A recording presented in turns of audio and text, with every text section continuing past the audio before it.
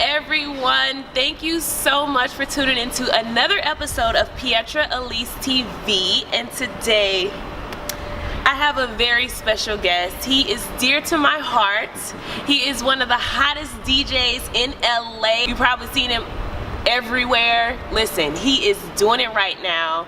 DJ B-Hen is in the building. What's going on? How you doing? I'm great. How you doing? I'm good. Thank you for coming. Thank you for having me. Before DJing, I heard that you were on Wall Street living the corporate life. I mean, a lot of people may not know that about you. They don't. So let's talk about that. I mean, how was that transition and why wasn't it like the move for you? You know, it was something that I was encouraged to do. I majored in economics as a graduate from Morehouse College. Shout out to my alma mater. That definitely served as a great foundation for all the things I do.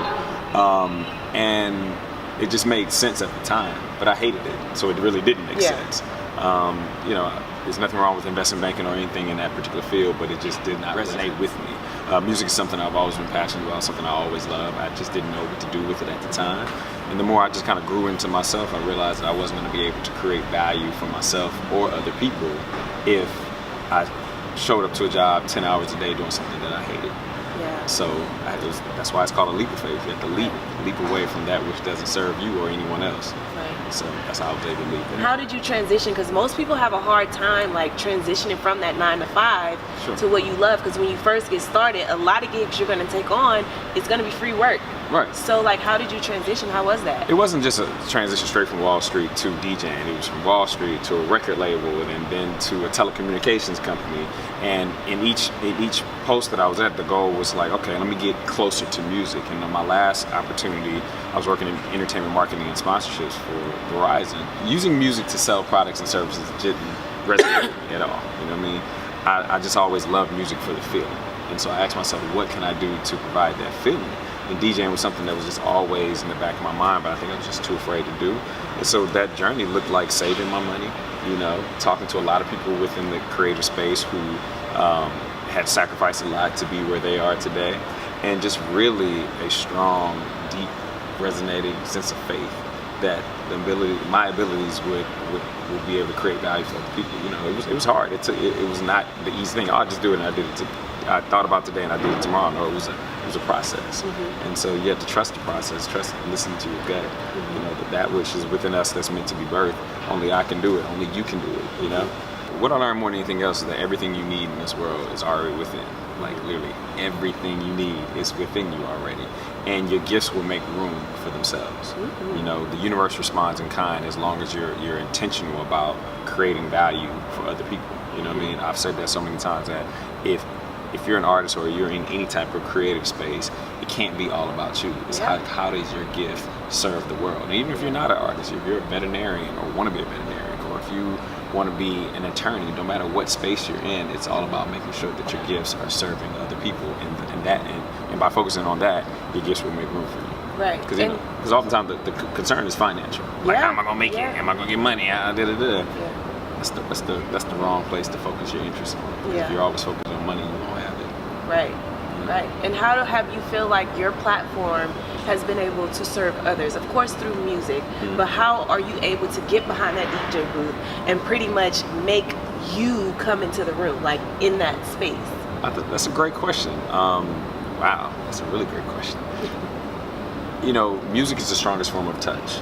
Music is able to touch, move, and inspire people in a way that's greater than any other force. And so when I think about that, I know that I have a strong responsibility when I do get behind the turntables. You know, my goal is that no matter what you went through during this day or during this week, you know, issues with your family or your significant other or your job or whatever case might be, I want you to relinquish all that's on you and do so under the sound that I'm emitting from these turntables. I want you to let go of all those things and dance and be light and have fun. You know, music is love.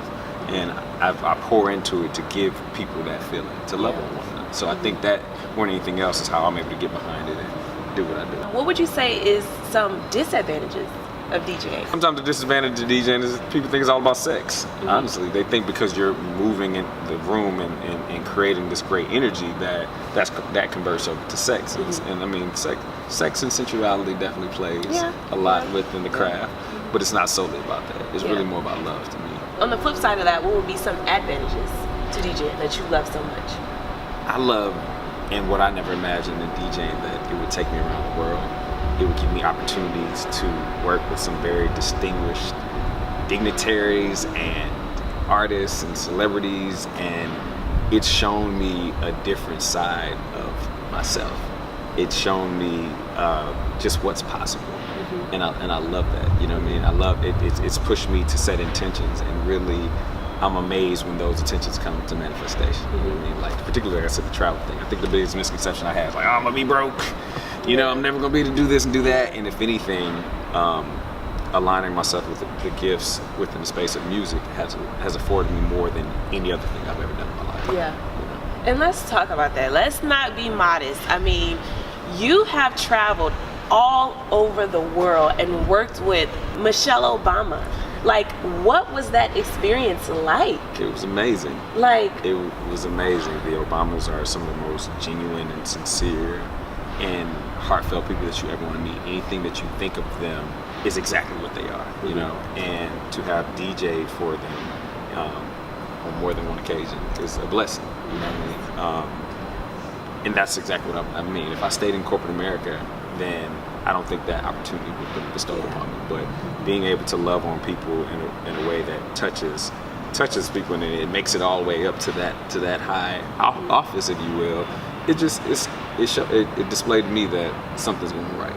Well, I got that indication beforehand, but it really shows me what's possible. What's up, world? I'm DJ B-Hen, and you're watching Pietra Elise TV. Thank you all so very much for watching. Don't forget to hit the subscribe button and stay tuned for more Pietra Elise TV.